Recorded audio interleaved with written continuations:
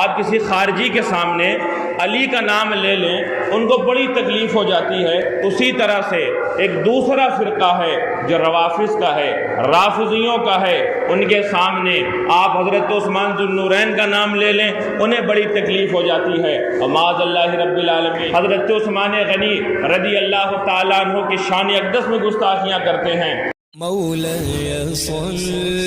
وسلم دائما۔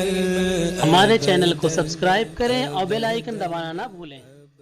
حضور اکرم صلی اللہ علیہ وسلم نے مکۃ المکرمہ میں جب اسلام کی دعوت دی، اپنی نبوت کا اعلان فرمایا، تو حضور اقدس صلی اللہ علیہ وسلم کے دست مبارک پر، آپ کے ہاتھ پر مسلمان ہونے والے سب سے پہلے مردوں میں سب سے پہلا جو نام آتا ہے، جو حضور کی دعوت پر لبیک کہتے ہوئے جو شخصیت دین اسلام کے دامن سے وابستہ ہوئی، اس ہستی کا نام حضرت ابو بکر صدیق رضی اللہ تعالیٰ عنہ ہے۔ جب حضرت ابو بکر صدیق رضی اللہ تعالیٰ عنہ اسلام کے دامن سے وابستہ ہو گئے، مسلمان ہو گئے، پھر آپ نے دین کی دعوت دینی شروع کی، اسلام کا پیغام بڑھانا شروع کیا، ترویج و اشاعت میں کوشاں ہوئے اور لوگوں تک اسلام کا پیغام پہنچانے لگے۔ حضرت ابو بکر صدیق رضی اللہ تعالیٰ عنہ کی دعوت پر حضرت عثمان غنی رضی اللہ تعالیٰ عنہ حضور کے ہاتھ پر ایمان لے آئے۔ مسلمانوں میں چوتھے نمبر پر جو مسلمان ہوئے، جو مکہ میں چوتھے نمبر پر جو مسلمان ہوئے،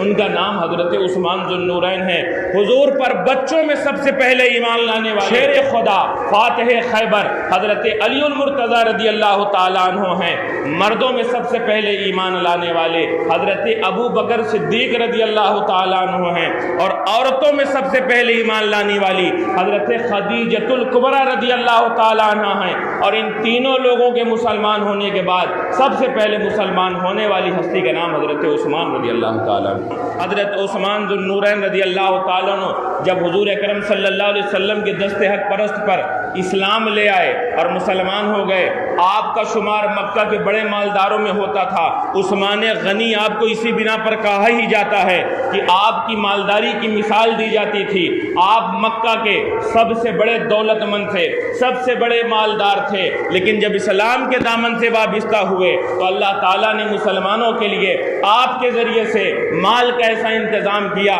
کہ مسلمانوں پر جب کوئی مصیبت آئی، جب کہیں جنگی تیاریوں کی ضرورت پڑی، یا مسلمانوں پر جب کبھی کوئی مصیبت آئی، تو حضرت عثمان غنی رضی اللہ تعالیٰ عنہ نے اپنے خزانے کو اسلام کے لیے کھول دیا۔ آپ نے بے شمار خزانے اسلام کی ترویج و اشاعت کے لیے نثار کیا۔ حضرت عثمان غنی رضی اللہ تعالیٰ عنہ کے قبیلے آپ ہی کے خاندان میں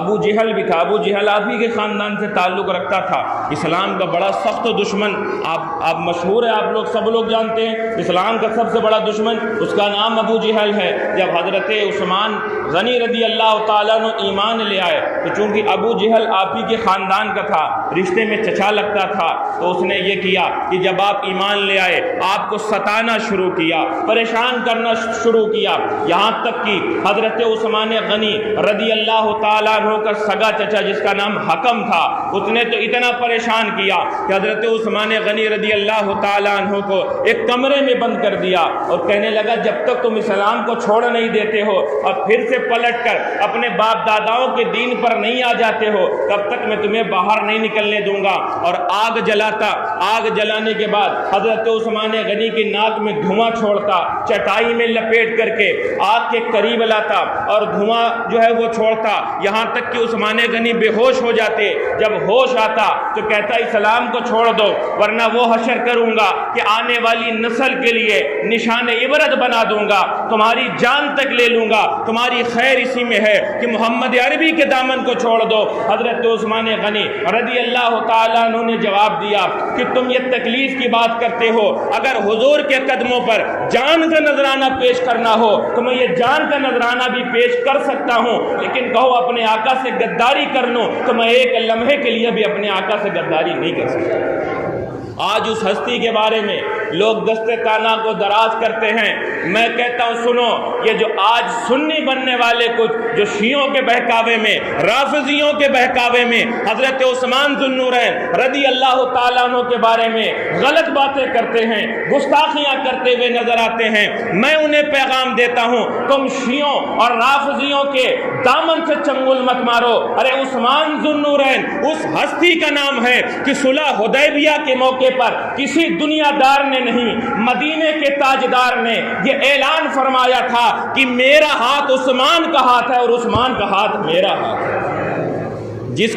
کے ہاتھ کو نبی کریم اپنا ہاتھ کہیں، اس کی گستاخی کر کے تم اپنے آقاؤں کو تو خوش کر سکتے ہو، مدینے کے تاجدار کو کبھی خوش نہیں کر سکتے۔ اس لیے کہ حضور اکرم صلی اللہ علیہ وسلم نے ایک مرتبہ حضرت عثمان غنی رضی اللہ تعالیٰ عنہ کو دعا دیتے ہوئے ارشاد فرمایا، جو لوگ گستاخی کرتے ہیں کچھ رافضیوں کے بہکاوے میں، انہیں میں پیغام دینا چاہتا ہوں، عثمان ذو النورین اس ہستی کا نام ہے کہ جو ہے جیسے عشرہ کے موقع پر محمد عربی صلی اللہ علیہ وسلم نے عثمان غنی کو دعا دیتے ہوئے یہ ارشاد فرمایا، اے اللہ میں عثمان سے محبت کرتا ہوں، تو بھی عثمان سے محبت کر، اے اللہ میں عثمان سے راضی ہوں، تو بھی عثمان سے راضی ہو جا۔ معلوم ہوا کہ جس سے عثمان راضی اس سے رسول خدا راضی، اور جس سے مصطفیٰ راضی اس سے خدا راضی، اور جس سے عثمان ناراض اس سے رسول اللہ ناراض، اور جس سے رسول اللہ ناراض اس سے خدا ناراض۔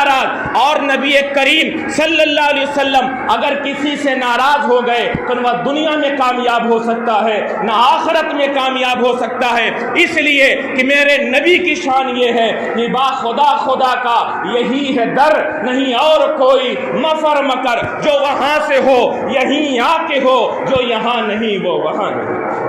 یہ میرے نبی اکرم صلی اللہ علیہ وسلم کی شان ہے۔ جب حضور فرماتے اے اللہ میں عثمان سے راضی ہوں، تو بھی اس سے راضی ہو جا، تو معلوم ہوا جس سے عثمان راضی اس سے رسول خدا راضی، اور جس سے حضور راضی اس سے خدا راضی، اور جس سے خدا راضی اس کی دنیا بھی کامیاب ہے، اس کی آخرت بھی کامیاب ہے۔ اللہ رب العزت سے دعا ہے کہ اللہ تعالی ہمیں صحابہ کا احترام کرنے کی توفیق عطا فرمائے، اہل بیت کا ادب کرنے کی توفیق عطا فرمائے۔ ہم سنی ہیں، نہ ہم اہل بیت کی گستاخی برداشت کریں گے، نہ صحابہ کی گستاخی برداشت کریں گے، اس لیے کہ اگر ہمارے سینے میں اسلام کا چراغ روشن ہے تو یہ محنت اور یہ کوشش اہل بیت اور صحابہ کرام کی، انہی کے صدقے ہمارے سینے میں آج ایمان کا چراغ روشن ہے۔ نہ ہم صحابہ کو چھوڑیں گے، نہ اہل بیت کو چھوڑیں گے۔ بریلی کے قلندر امام اہل سنت مجدد دین و ملت الشاہ امام احمد رضا خان نور اللہ مرکزہ نے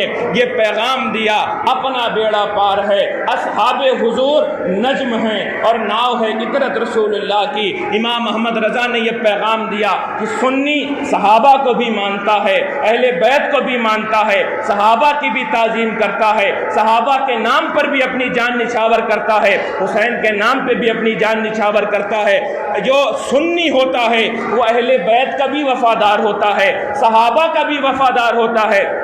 میرے امام یہ پیغام دیتے ہیں کہ اپنا بیڑا پار ہے، اصحاب حضور نجم ہیں اور ناؤ ہے عطرت رسول اللہ کی۔ امام محمد رضا نور اللہ مرکزہ پیغام دیتے ہیں کہ سنیوں کا بیڑا پار ہے، اس لیے کہ سنی جو ہے وہ صحابہ کرام کو ستارے مانتے ہیں اور اہل بیت کو کشتی مانتے ہیں، اور پرانے لوگ اس بات سے بخوبی واقف ہیں۔ یہ نئی سواریاں تو آج ایجاد ہوئی ہیں، پرانے زمانے میں جب کوئی پانی کا سفر کرتا، دریا کا سفر کرتا، سمندر وغیرہ کا سفر کرتا تو وہ کشتی پر سوار ہوتا اور تارے کو دیکھتا ہوا چلا جاتا، جس سمت اسے جانا ہوتا تو وہ راستہ نہیں بھٹکتا تھا، منزل پہ پہنچ جاتا تھا۔ اور جو ستارے کے بغیر چلا کرتا تھا، یعنی ستارے کو دیکھے بغیر جو ناؤ میں سوار ہو کر کسی جگہ جانے کا سفر کرتا، عزم کرتا، تو وہ راستہ بھٹک جایا کرتا تھا۔ اعلیٰ حضرت کہتے ہیں ہم تو وہ سنی ہیں جو اہل بیت بیت کو بھی مانتے ہیں، صحابہ کو بھی مانتے ہیں، دونوں کے وفادار ہیں۔